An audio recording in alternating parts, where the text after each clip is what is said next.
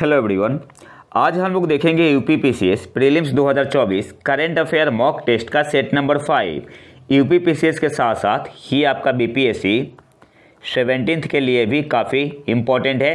तो आते हैं पहले क्वेश्चन पे। यूरोपीय संघ और भारत ने अपना पहला संयुक्त नौसैनिक अभ्यास किस स्थान पर आयोजित किया। यहाँ पे मैं ऑप्शन नहीं पढ़ूंगा, सीधे आंसर बताते हुए चलूंगा।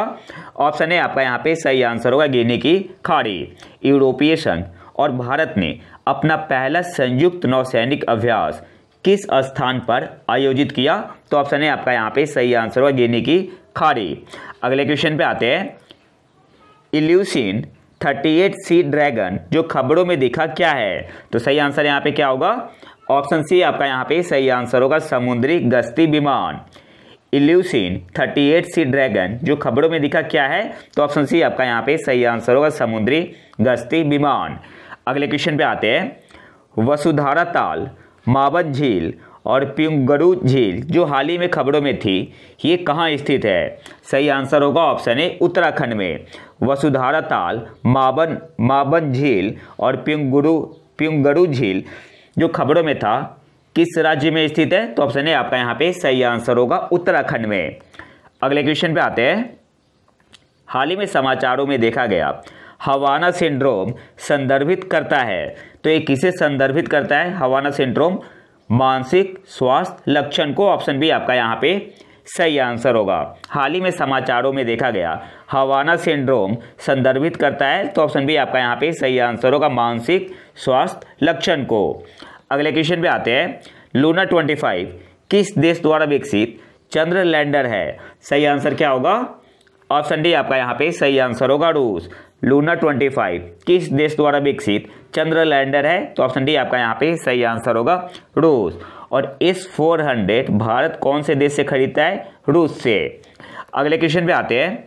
हिरोशिमा EI प्रक्रिया, हिरोशिमा EI प्रोसेस जो समाचारों में देखी गई थी किस ब्लॉक से संबंधित है। सही आंसर यहाँ पे होगा ऑप्शन ए G7।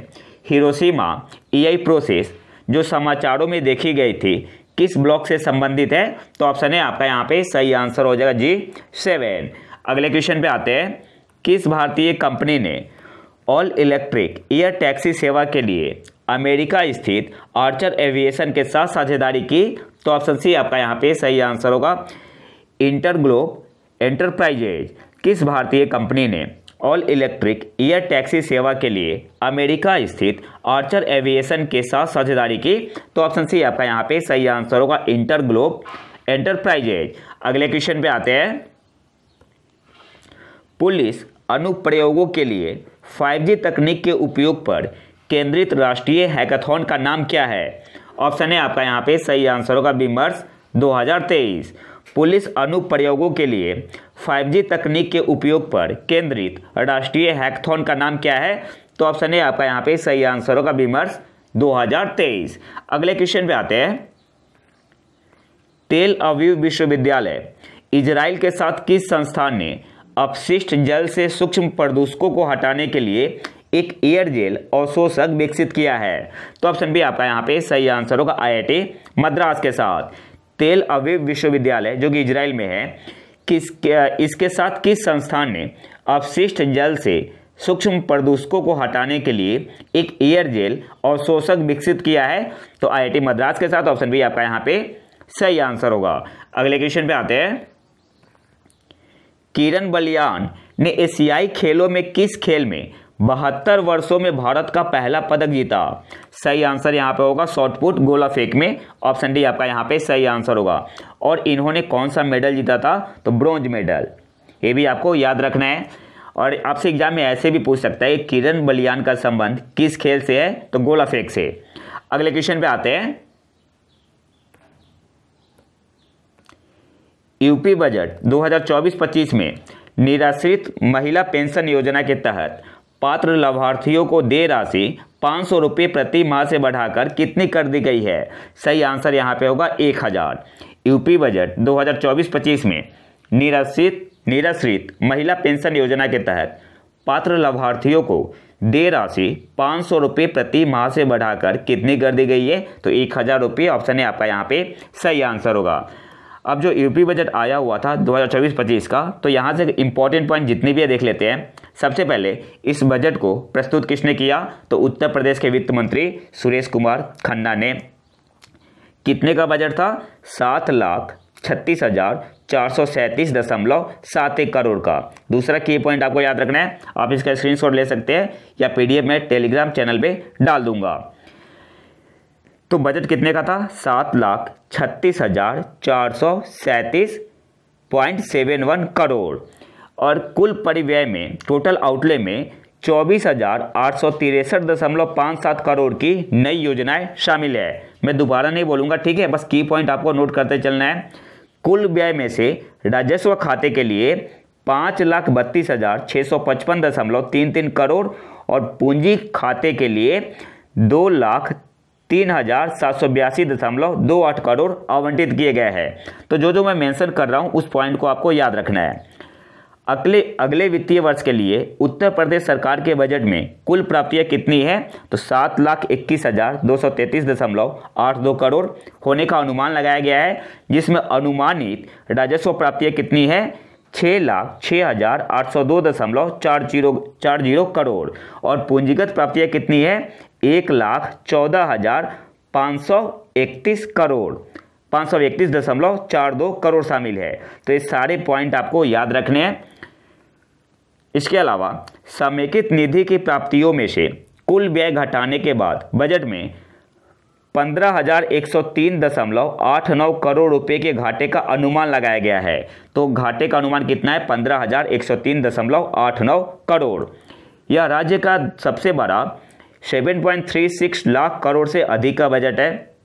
इसके अलावा इस बजट को पिंक बजट भी कहा जा रहा है। क्यों, क्योंकि राज्य में मातृशक्ति और महिलाओं से संबंधित योजनाओं पर ध्यान देने के साथ इस पे ध्यान दिया गया है इस बजट में, इसलिए इसे पिंक बजट भी है। ठीक है, ये जो बजट आया हुआ है तो एक प्रकार का क्या है, पिंक बजट है, क्योंकि इसमें राज्य में मातृशक्ति और महिलाओं से संबंधित योजनाओं पर ध्यान दिया गया है और ये बातें मुख्यमंत्री योगी आदित्यनाथ जी ने कही है। अगले पॉइंट पे आते हैं।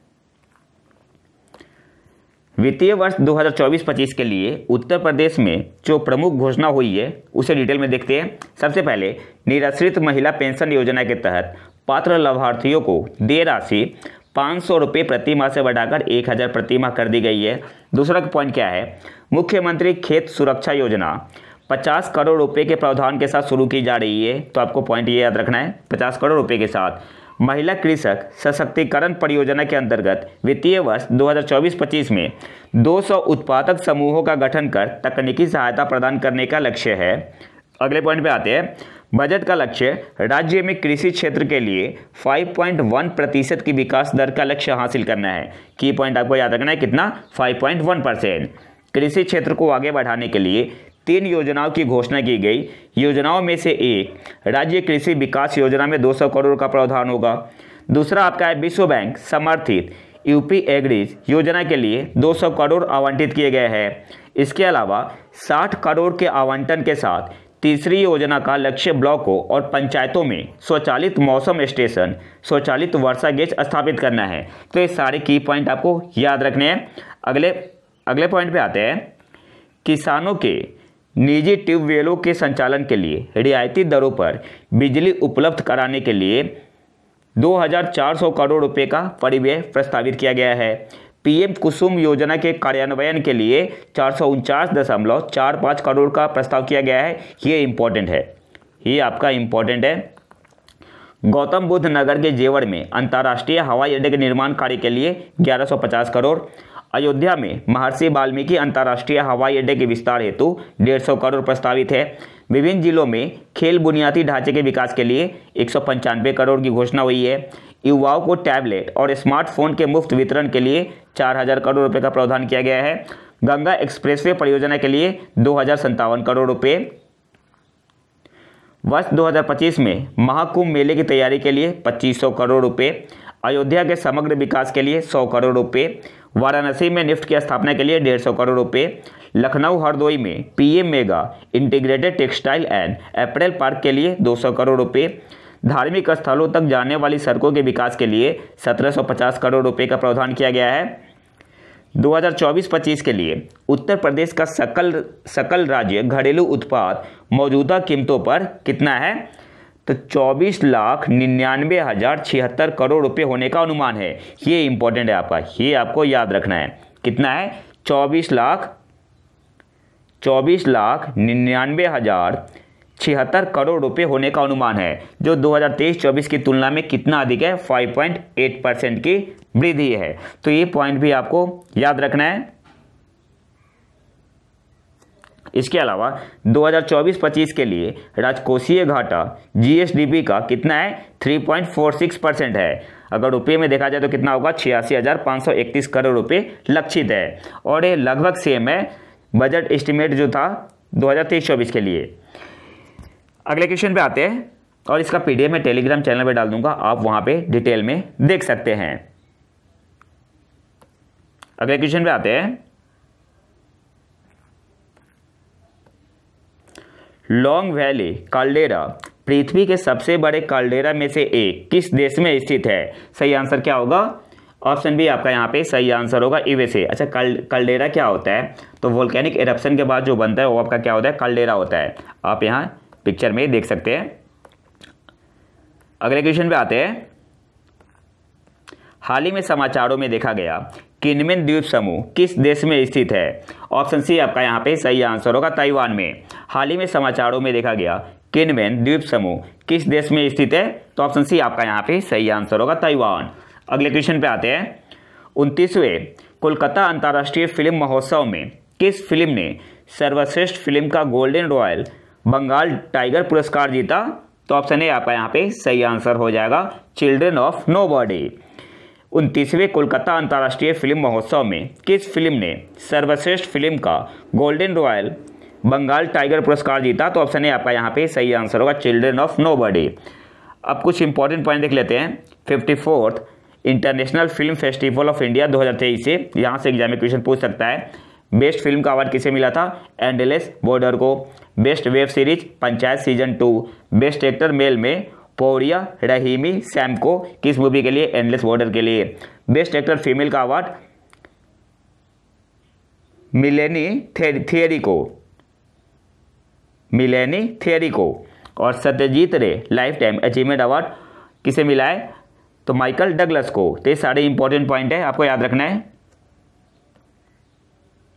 अगले क्वेश्चन पे आते हैं, लांजिया सौरभ पेंटिंग जिसे हाल ही में जीआई टैग मिला है किस राज्य से संबंधित है? सही आंसर क्या होगा? ऑप्शन डी आपका यहाँ पे सही आंसर होगा, उड़ीसा। लांजिया सौरभ पेंटिंग जिसे हाल ही में जीआई टैग मिला है किस राज्य से संबंधित है? उड़ीसा से। ऑप्शन डी आपका यहाँ पे सही आंसर होगा। अगले क्वेश्चन पे आते हैं, राष्ट्रीय पर्यटन दिवस 2024 का विषय क्या है? सही आंसर होगा option B, sustainable journey timeless memories. राष्ट्रीय पर्यटन दिवस नेशनल टूरिज्म डे 2024 का विषय क्या है? तो ऑप्शन बी आपका यहाँ पे सही आंसर होगा, सस्टेनेबल जर्नी टाइमलेस मेमोरीज। और नेशनल टूरिज्म डे कब मनाते हैं? 25 जनवरी को। नेशनल टूरिज्म डे 25 जनवरी को। और वर्ल्ड टूरिज्म डे कब मनाते हैं? 27 सितंबर को।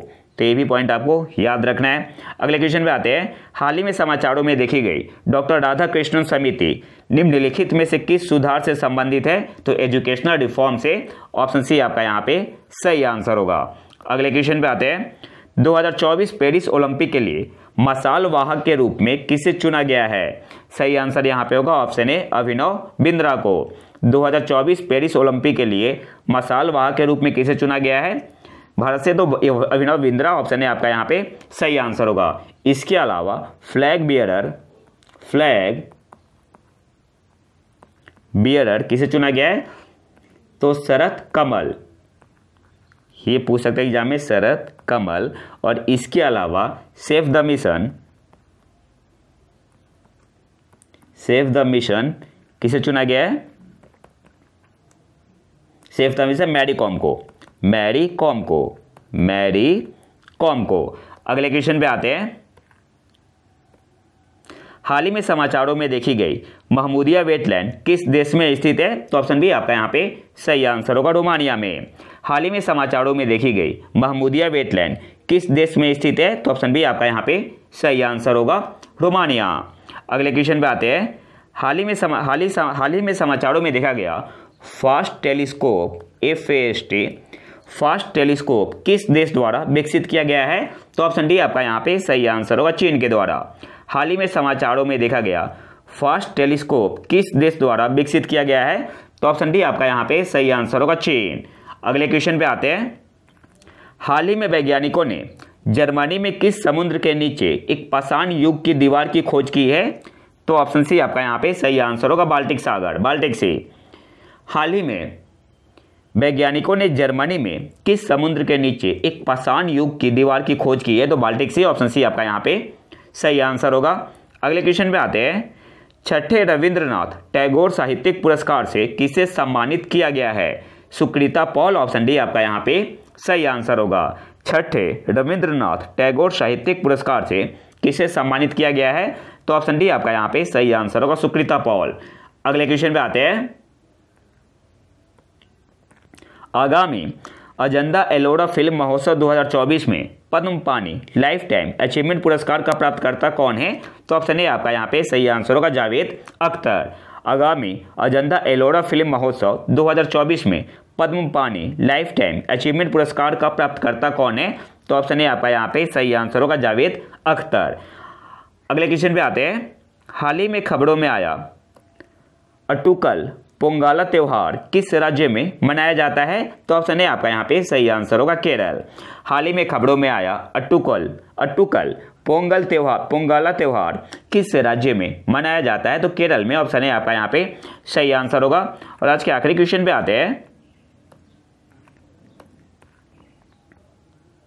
हाल ही में किस देश ने दुनिया की सबसे गहरी और सबसे बड़ी भूमिगत प्रयोगशाला, जिसे DURF के नाम से जाना जाता है, का उद्घाटन किया? तो किस देश ने किया है? चीन ने, ऑप्शन बी आपका यहाँ पे सही आंसर होगा।